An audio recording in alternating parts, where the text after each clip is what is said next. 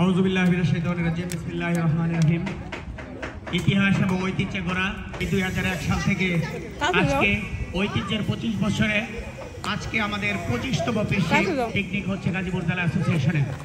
সেই মহেন্দ্রক্ষণ গাজীপুর জেলা অ্যাসোসিয়েশন বার্ষিক বনভোজন 2025 তিনি উদ্বোধন করবেন গাজীপুর জেলা অ্যাসোসিয়েশনের অন্যতম উপদেষ্টা, সভাপতি এবং সাধারণ সম্পাদক